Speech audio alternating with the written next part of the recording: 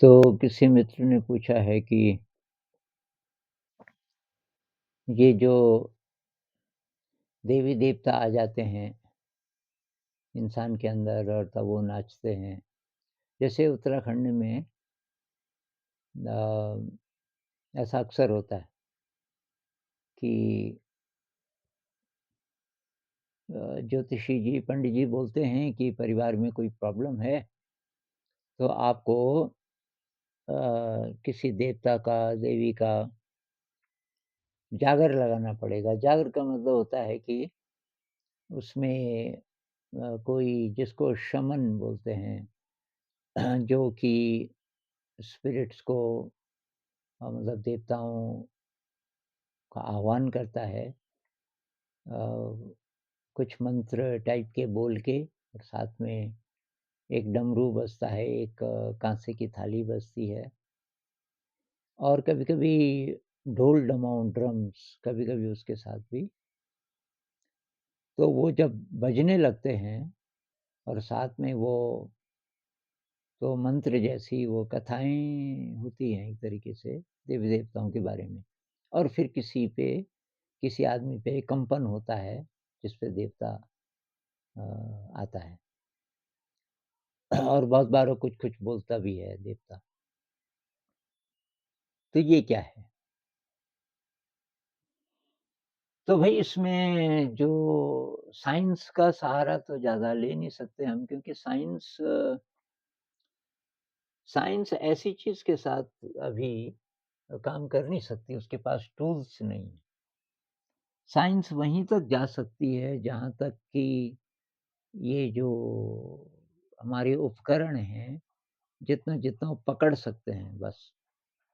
तो साइंस ये कर सकती है कि ब्रेन में क्या चेंज आया ऐसे टाइम पे, साइंस ये कह सकती है। तो लेकिन उससे भी मदद नहीं मिलती। भई ब्रेन में चेंज तो आ सकता है, ले इसका मतलब ये थोड़ी है कि है कोई चीज़। तो ये जो पूरा रेंज है ना, क्या आत्मा होती है, तो साइंस तो ये भी नहीं बता पाई अभी तक। तो जो हमारे धर्म ग्रंथ हैं तो उसमें ये मुख्य बात है, आत्मा है, ब्रह्म है, जो हिंदुइज़्म में बोलते हैं या गॉड है, तो साइंस तो नहीं बोल पाती अभी कि है। क्योंकि ये ऐसी चीज़ें हैं, जो एक्सपीरियंस की चीज़ें हैं। आपका अनुभव और अनुभव को विज्ञान अभी नाप नहीं सकता। अनुभव का मतलब आपको वो अनुभव होना चाहिए। मतलब जैसे मैंने अच्छा खाना खाया, मुझे अच्छा लगा। अब उस अच्छे लगे को वैज्ञानिक नाप नहीं सकते। वो ये बोल सकते हैं कि ये नया केमिकल बना जी। आजकल ब्रेन को देख सकते हैं कि खाना खाने के बाद यहाँ-यहाँ चेंज आया। तो ब्रेन में चेंज आया, इसका मतलब ये थोड़ी है कि मुझे अच्छा लगा, ज़रूरी नहीं। तो उसी तरीके से ये टेलीपैथी है, रिमोट व्यूइंग है, स्पिरिट्स हैं, भूत-प्रेत हैं, देवी-देवता हैं, ये सब क्या है? तो कुछ तो है, क्योंकि मैं कुछ उदाहरण आपको देता हूँ कि एक तो पास्ट लाइफ रिग्रेशन आपने सुना होगा आजकल। ये काफ़ी टाइम से है कि आपको मंत्रमुग्ध करके कोई पास्ट लाइफ में ले जाते हैं और आप कुछ-कुछ बोलते हैं और उसका असर होता है। अब आप बोलो कि वो उसी आदमी के अंदर हुआ, आप ही के ब्रेन के अंदर कुछ हुआ और उसी से चेंज आया, आप कह सकते हैं, लेकिन अ, तो पहले क्यों नहीं आया? तो आपको मैं एक घटना मतलब अपना असर तो होता है, ये बात भी है। आप जिसको ऑटो हिप्नोसिस बोल सकते हैं। आप अपने ही मन से बहुत दृढ़ संकल्प करके जाने या अनजाने चेंज ला सकते हो अपने शरीर में, वो बात तो सही है। उसका एक उदाहरण पहले मैं देता हूँ। तो लायल वॉटसन एक राइटर हैं, अभी तो डेथ हो गई होगी। लेट 60s की उनकी एक किताब है, लाइफ टाइड। लाइफ टाइड में मैंने एक चीज़ पढ़ी कि अ, कोई तमिल टेम्पल है अ, ये मलाया में या ऐसी किसी जगह में तमिल टेम्पल है, वहाँ ये लायल वॉटसन गया हुआ था। इसलिए गया था कि वहाँ फायर वॉकिंग होती है। 6 दिन का व्रत लेना पड़ता है, 6 दिन तक कुछ खाना नहीं है, पीना नहीं है। उसके बाद आग मतलब लकड़ी के ये इतने मोटे-मोटे गेले, उनको जला के और जब वो धधक रहे होते हैं कोयला और डिस्टेंस काफ़ी, मान लीजिए कि 15-20 फीट पार करना है उस आग के ऊपर नंगे पैर, डांस करते हुए जाना है। उसको फायर वॉकिंग बोलते हैं। तो उन्होंने एक पुजारी को तैयार किया हुआ था। पुजारी को भी फायर वॉकिंग करना था। उसने बोला कि मैं भी रखूँगा, लायल वॉटसन ने, मैं व्रत रखूँगा 6 दिन का और उसके बाद ये फायर वॉकिंग मैं भी करूँगा। आप ज़रा मुझे सहारा देना, मैंने इतना लंबा व्रत कभी नहीं किया। और लायल वॉटसन का एक दोस्त वीडियो बना रहा था इस सारे का। तो जिस दिन मतलब 6 दिन इसने व्रत लिया, लायल वॉटसन कहता है कि तीसरे दिन से मैं बता नहीं सकता था कि दिन है कि रात है कि सब ब्लर हो गया था। अ, और कभी-कभी मुझे लगता था कि मैं जैसे बेहोश हो गया, कभी होश में आ गया, ऐसी स्थिति तीसरे दिन से शुरू हो गई थी। अब 6 दिन पूरे हो गए, तो फायर वॉकिंग तो उसको लगा कि पुजारी जी आए, पुजारी जी ने आगे हाथ बढ़ाया, इसने पुजारी जी का हाथ पकड़ा और पहली बार जब पैर पड़ा आग पे, तो उसको लगा जैसे बर्फ पे पैर पड़ा हो, ऐसी अनुभूति हुई। खैर डांस करते वो आधा होश में, आधा बेहोशी में फायर वॉकिंग करके फिर वापस अपनी जगह बैठ गया। उसके बाद उसके दोस्त ने उसको हिलाया, वो बेहोश हो गया था और उसको थोड़ा कुछ पिलाया, जूस वगैरह, अब तो फायर वॉकिंग हो चुका था और उसको बोला कि चल अब जिस होटल में वो रह रहे थे, तो वहाँ जाने के बाद लायल वॉटसन ने बोला कि पहले मुझे वीडियो दिखा, मैं देखना चाहता हूँ मैंने कैसे किया फायर वॉकिंग। लेकिन इसके दोस्त की आँखों में कोई ख़ास उत्साह नहीं था, उसने कहा देख लेंगे यार बाद में, पहले नहा ले थोड़ा और थोड़ा कुछ खाएँगे तब। तो इसने भी कुछ नहीं बोला। नहाते समय इसने पैर के नीचे देखा तो बड़े-बड़े फफोले, वो अब आग पे चले थे तो कुछ तो होना ही था। नहाने के बाद ये अपने दोस्त के कमरे में आया, दोस्त के पास कुछ था एक स्क्रीन जैसा और उसपे उस ज़माने में जो भी टेक्नोलॉजी रही होगी, 60s की बात है और वो फ़िल्म शुरू हुई। और इस इसको इतना आश्चर्य हुआ लायल वॉटसन का, पूरी फ़िल्म में ये तो बैठा ही रहा, इसने फायर वॉकिंग किया ही नहीं। पुजारी आया, पुजारी ने हाथ बढ़ाया, उसका हाथ पकड़ा भी, लेकिन वो उठ नहीं पाया क्योंकि उसको होश नहीं था। तो पुजारी ने 2-3 बार कोशिश की, उसके बाद चला गया और ये फ़िल्म ऐसे एंगल से बनाई गई थी कि ये दिखे बैठा हुआ। ये बैठा है लायल वॉटसन, इधर फायर वॉकिंग हो रही है, कैमरा इधर है। तो ये भी दिख रहा है लगातार, फायर वॉकिंग भी दिख रही है। पूरी जब सेरेमनी हो गई, तो ये तो बैठा ही रहा। अब इसको बहुत ज़्यादा आश्चर्य कि अगर मैंने फायर वॉकिंग नहीं किया, तो ये फफोले कैसे हो गए मेरे पैर के नीचे? चलो, मुझे वहम हुआ, मुझे ऐसा लगा कि मैंने किया हो तो ठीक है, फफोले कैसे हो गए? तो इसको बोल सकते हैं ऑटो हिप्नोटिज़्म कि आपने अपने आप को हिप्नोटाइज़ कर दिया। लेकिन कुछ चीज़ें सचमुच की भी होती हैं, जैसे एनडी, नियर डेथ एक्सपीरियंस में कोई बॉडी निकलती है, इस शरीर में से, शरीर को कोमा में है या मर गया और उसमें से दूसरा शरीर निकलता है। अ और वो उस शरीर में मतलब ना केवल चेतना होती है बल्कि जैसे वो लाखों गुना ज़्यादा इंटेलिजेंट। वो कहीं भी किसी को भी देख सकता है कि कौन इंसान कहाँ है, उसको अपने आप पता चल जाता है। जो आत्मा के एट्रिब्यूट्स बताए जाते हैं कि सर्वशक्तिमान है, हमारी आत्मा एक साथ बहुत कुछ देख सकती है इत्यादि, वो गुण उसमें आ जाते हैं और इसका प्रूफ है। वैज्ञानिक लोग ये प्रूव कर चुके हैं और आप लोगों को विश्वास नहीं आता, पहले ज़रा रिसर्च कर लीजिए। अ, अनीता मूरजानी एक भारतीय हैं, जिन उनको भी हुआ था एनडी, मतलब मर गई थी, उसके बाद जो अनुभव हुआ। तो वैज्ञानिकों ने इतना प्रूव कर दिया कि सचमुच इस शरीर में से कोई दूसरा शरीर निकलता है।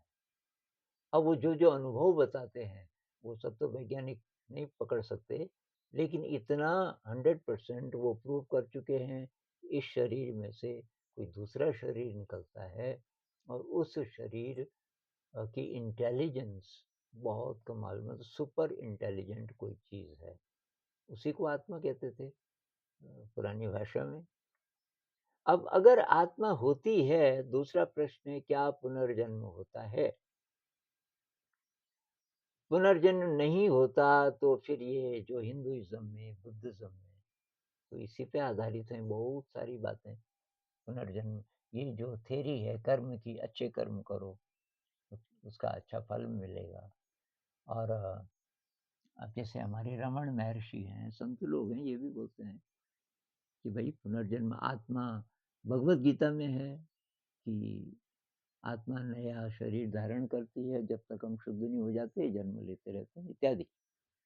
अगर उसको भी माने, तो जब डेथ आती है, तो और जब पुनर्जन्म अभी नहीं हुआ, तो उस बीच आत्मा आत्मा के रूप में है और आत्मा अच्छी भी हो सकती है। ये लॉजिक है, मतलब ये जो देवी-देवताओं का, भूत-प्रेत का एक लॉजिक ये है कि वो आत्मा जितनी देर अभी पुनर्जन्म उसने नहीं लिया और पुनर्जन्म लेना चाहती है, भटक रही है। तो जो बुरी आत्मा है, वो किसी को परेशान कर सकती है चाहे तो, उसी को भूत-प्रेत कह देते हैं। अगर वो अच्छी आत्मा है तो वो देवी-देवता की तरह हो सकती है। मतलब ये लॉजिक एक्चुअली क्या है पता नहीं, लेकिन इसका असर रियल है, ये मैंने देखा हुआ है। इसका असर रियल है और ये सेल्फ इंड्यूस्ड है, अब ये भी कैसे कहें, इंसान अपने आप को क्यों परेशान करेगा? तो ये गाँव में, परिवार में इसका असर देखा जाता है कि कई बार एक केस इधर हुआ, बगल के किसी गाँव में, कि एक बहुत एजुकेटेड साइंस बैकग्राउंड का बहुत अच्छे पद पे एक आदमी 35-40 साल का, और उसकी बहन को कुछ ऐसा हो गया। बहन जवान थी, 25-26 साल की शायद। उसको ऐसा हो गया कि तो वो ज्योतिषी के पास गए, उन्होंने कहा किसी देवता का दोष है और आप वो जागर लगाओ। जागर का मतलब वो थाली और जो डमरू बजता है उसके साथ उस आदमी को बुलाते हैं, शमन कह लो, उसको जागरी बोलते हैं उत्तराखंड में। और उसके अंदर देवता आएगा, मतलब वो ठीक हो जाएगी। तो उसके भाई ने कहा ये सब बकवास है, ऐसा कुछ नहीं होता, इलाज करेंगे। तो ले गए साहब, बढ़िया से बढ़िया इलाज जो उपलब्ध था, वो कराया हमारे देश में। और बीमार होती गई और बीमार होती गई। अंत में सबने बोला यार तूने इतनी जिद क्यों पकड़ी हुई है? अब ये ढाई 3 महीने से इलाज चल रहा है, इतना पैसा भी खर्च हो गया, पैसा चलो कोई बात नहीं, पर ये तो ठीक हो ही नहीं रही है। क्या हर्ज है, वो जागर भी कर लेते हैं।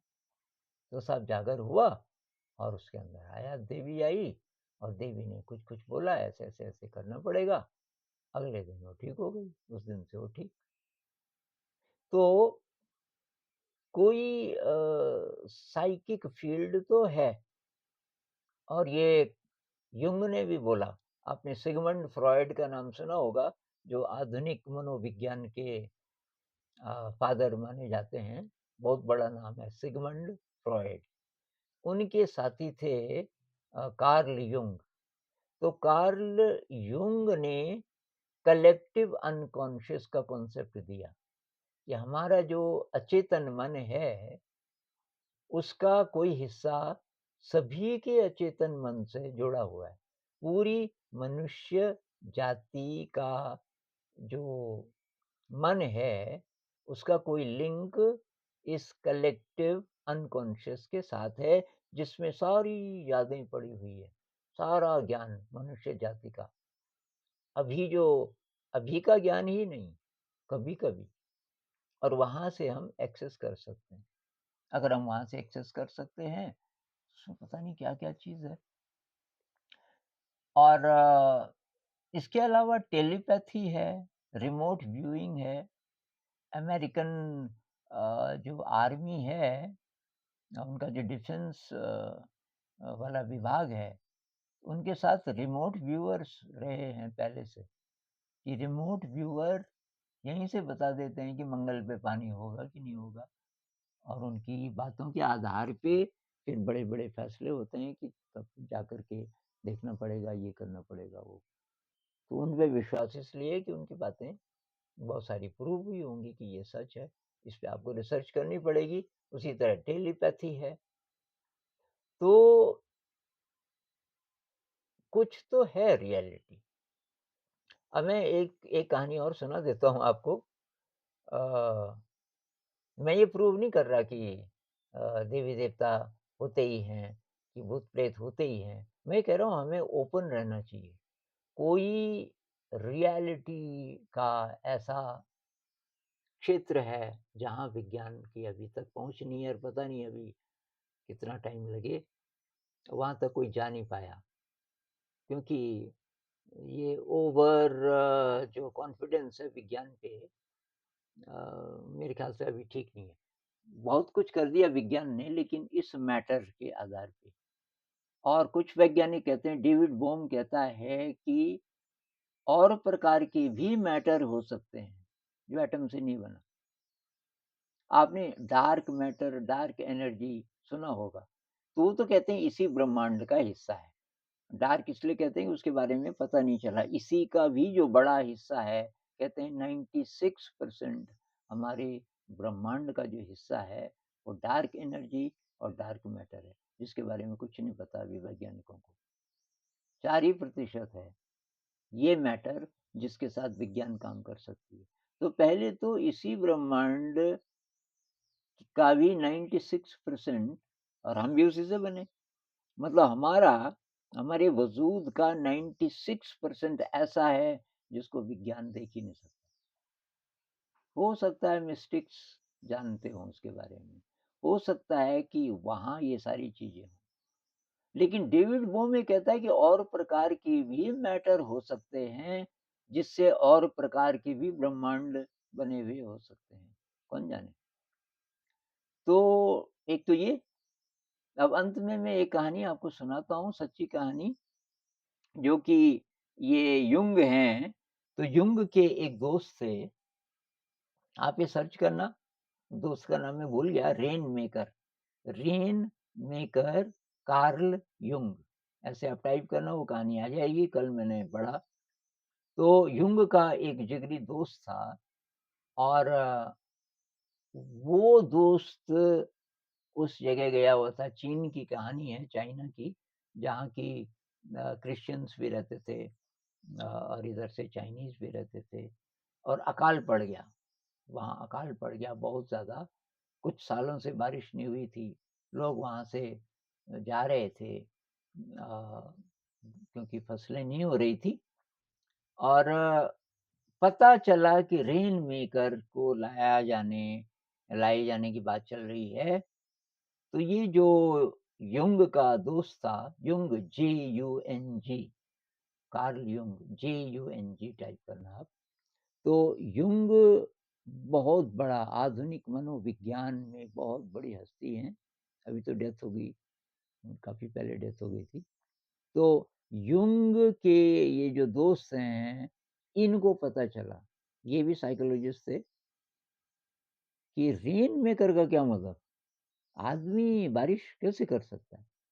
तो वहाँ गया हुआ था, क्योंकि वहाँ ये बात चल रही थी कि रेन मेकर को ढूँढा जा रहा है। तो किसी दूर के गाँव में रेन मेकर मिला। रेन मेकर को लाया गया डोली में, बहुत बूढ़ा आदमी था। और जैसे ही उतारा यहाँ, रेन मेकर ने बोला, मुझे मेरे कमरे में ले चलो, कहीं एकांत में। तो ये लोगों को पता था, इनको एकांत कमरा चाहिए होता है ऐसे लोगों को। तो कमरे में जैसे ही गया, उन्होंने कहा कमरे के अंदर व्यवस्था है, पानी वगैरह वगैरह। और तो उसने कहा कि अब मेरा दरवाज़ा मत खटखटाना, मैं अंदर से बंद कर रहा हूँ, मैं ही खोलूँगा जब खोलूँगा। तो एक खिड़की थी कि उसके पास आप रख सकते हो कोई चीज़। तो ये उस खिड़की के पास खाना रखते गए, नाश्ता, लंच, डिनर उसने छुआ ही नहीं। तो थालियाँ बदलती गई, 3 दिन 3 रात हो गए। तो बहुत सारे क्रिटिक थे, कुछ भी लोगों को विश्वास था कि होगी बारिश, लेकिन कुछ को बिल्कुल नहीं था। तो जो क्रिटिक थे वो हँसते रहे इन 3 दिनों तक। अरे वो बूढ़ा आदमी पता नहीं ज़िंदा है कि मर गया, उसको देखो तो सही। इन्होंने कहा कि ना, उन्होंने बोला कि खुद ही मैं आऊँगा, कि बारिश कैसे करेगा वो? उसके हाथ में बारिश तो बादल से होती है। तीसरे दिन क्या हुआ, मतलब 3 दिन 3 रात पूरे होने के बाद जो सुबह आई, कि लोगों ने नोटिस किया कि बादल बादल आ रहे हैं। और बादल ऐसे कोने से आ रहे थे आकाश के, जहाँ बूढ़े-बूढ़े लोगों ने बोला कि इधर से यार बादल आते हैं। जब आए इधर से बादल तो बारिश होती है। तो थोड़ी-थोड़ी आशा जगी। धीरे-धीरे 1 घंटे के अंदर पूरा आकाश काला हो गया बादलों से। और उसके बाद जो बारिश हुई, इतनी बारिश, बूढ़े-बूढ़े लोग भी कहने लगे इतनी बारिश तो हमने ज़िंदगी में कभी देखी नहीं। बहुत ज़्यादा बारिश हुई और कई घंटों तक होती रही। फिर धीमी हुई, धीमी हुई, धीमी हुई, फिर बारिश लगभग बंद हो गई और लोगों ने देखा कि बूढ़े जी बाहर खड़े हैं। बूढ़े जी अपना दरवाज़ा खोल के बाहर खड़े थे। तो ये जो युंग का दोस्त था, इसने एक इंटरप्रेटर को पटाया हुआ था, क्योंकि बूढ़े जी की भाषा, और बूढ़े जी को इसकी भाषा समझ आने वाली नहीं थी। इसकी भाषा जर्मन थी या कोई यूरोपियन भाषा थी। तो ख़ैर इंटरप्रेट के थ्रू बात हो रही थी। तो इसने पूछा युंग के दोस्त ने, "आपने बारिश कैसे की?" उसने बोला, "मैंने कहाँ की, बारिश तो बादल से हुई।" उसने कहा, "शायद मैंने गलत सवाल पूछ दिया। अच्छा कि एक बात बताओ कि आपने अंदर क्या किया 3 दिन तक? 3 दिन 3 रात आपने खाना भी नहीं खाया, पता नहीं पानी भी ना पिया हो, आप अंदर ही रहे।" तो बूढ़े जी ने कहा कि यार मैं अलर्ट नहीं था। मैं जिस जगह का हूँ वहाँ के लोग बहुत धार्मिक हैं। उनके अंदर बहुत अच्छे गुण हैं, उस तरीके से जीते हैं। इस इलाके के लोग बहुत दुष्ट हैं कि अभी मैं जानता नहीं, लेकिन वाइब्रेशन से मुझे पता चल गया, मैं सतर्क नहीं था और इनकी जो दुष्टता की वाइब्रेशन है, वो मेरे पे असर कर गई। तो मैं बहुत व्याकुल हो गया, शरीर भी बहुत कमज़ोर और मेरा मन बहुत अशांत, बहुत विचलित हो गया कि फिर मुझे 3 दिन और 3 रात लगे अपने को ठीक करने में। तो जब मेरा मन एकदम शांत हो गया, तब मैं बाहर निकला। तो युंग के दोस्त ने बोला, "वो तो ठीक है, लेकिन ये जो बारिश हुई, इसका कोई संबंध है आपके 3 दिन 3 रात अंदर रहने से और आप जो शांत हो गए?" उसने कहा कि हाँ, संबंध है। जब आपका मन शांत होता है, तो उसका असर पड़ता है प्रकृति पे।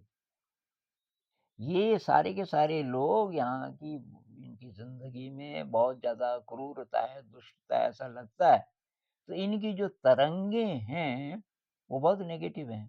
तो प्रकृति रुष्ट हो जाती है, प्रकृति पे उसका असर पड़ता है। और मैं जो शांत हुआ और काफ़ी शांत हो गया 3 दिन 3 रात। और इस समय की जितने लोग, ये जो पहले पूजा कर रहे थे आप लोगों की बारिश हो जाए, अभी इंतज़ार कर रहे थे कि क्या पता हो जाए। थोड़ा अच्छी भावना, प्रकृति के प्रति आपकी अच्छी भावना थी, यहाँ जितने लोग हैं। तो ये जो कि बारिश हुई है सब जगह नहीं हुई, ये बस इसी इलाके में कुछ किलोमीटर तक हुई बस। और बाद में पता चला बात सच्ची थी, बस वहीं-वहीं हुई वो, उसी-उसी इलाके में। तो ये युंग जो हैं इस ये कहानी ज़रूर सुनाते थे। किसी भी सेमिनार में बोल रहे हैं, कहीं भी डिस्कशन है, सबसे पहले वो ये कहानी सुनाते थे अपने दोस्त की। और अब इस कहानी का क्या मतलब है? इस कहानी का मतलब है कि इंसान का असर प्रकृति पर पड़ सकता है, अगर इंसान अपनी बहुत डीप में, बहुत डेप्थ में हमारी जो कुछ छिपी हुई शक्तियाँ होंगी, वहाँ तक पहुँच जाए। मतलब कुछ है लिंक नेचर का, प्रकृति का, ब्रह्मांड का हमारे से, हमारे मन से, और हमारे मन की अथाह गहराइयाँ हैं, जिनका वैज्ञानिक अभी पता नहीं लगा सकते। तो कुछ है, मेरे ख़्याल से हमें ओपन रहना चाहिए, क्या है ये पता नहीं, लेकिन कुछ है और उसका असर होता है हमारी ज़िंदगी पे, और कुछ-कुछ करके उसका इलाज होता है। ये जो डमरू है, थाली है, इससे उत्तेजना आती है, तो उत्तेजित अवस्था में मेरे ख़्याल से जो कॉन्शियस ब्रेन है, उसका कहीं लिंक हो जाता है अनकॉन्शियस से, या जो युंग बोलता है कलेक्टिव अनकॉन्शियस से, क्या पता? और उससे कोई सडन एनर्जी और इनसाइट्स मिलते हैं, और उससे समाधान हो जाता है लोगों की ज़िंदगी में। उसको कहीं कुछ बोलते हैं, कहीं कुछ बोलते हैं। उत्तराखंड में देवी-देवता बोलते हैं। और ये चैनलर्स हैं आजकल जो चैनल करते हैं, मैसेजेज़ चैनल, वो कहते हैं कि दूसरे लोग हैं और वहाँ के किसी किसी लोक के किसी व्यक्ति से, जो कि इंसान से करोड़ों गुना ज़्यादा इंटेलिजेंट है, उससे लिंक है और वो बोल रहा है मेरे थ्रू। ये चैनलिंग आप टाइप करेंगे, बहुत सारे चैनलर्स हैं आजकल। और ये जो देवी-देवता वाला है, भूत वाला है, सारी कल्चर्स में है। भूत लग गया साहब और उसको निकाल रहे हैं, कोई उनकी विधियाँ अलग हैं, लेकिन हर कल्चर में है। तो मुझे तो लगता है कि बहुत गहरा, कोई बहुत विराट साइकिक फ़ील्ड कह लीजिए, और उस फ़ील्ड में क्या-क्या चीज़ है, वो कैसे-कैसे हमारी ज़िंदगी को प्रभावित करता है, अभी ये हम कह नहीं सकते। इस प्रश्न में ये भी था कि इसका ध्यान से क्या संबंध है, आध्यात्म से क्या संबंध है? आध्यात्म अलग चीज़ है, ये अलग विधि है। ये कॉन्शियस ब्रेन के पार जाने की जो हम कोशिश कर रहे हैं। और ये शमनिज़्म है, ये जो रिग्रेशन है, इन चीज़ों में ये है कि कॉन्शियस ब्रेन को चुप करने का वो भी एक साधन है, कॉन्शियस ब्रेन को उत्तेजित करके उसका लिंक कहीं बिठा दें, किसी विराट रियलिटी से। तो वो अलग तरीके हैं, और तो डायरेक्ट लिंक नहीं है। ये हमारा रास्ता अध्यात्म वाला अलग है। तो इस पे कभी ज़रूरत पड़ी तो और बात करेंगे।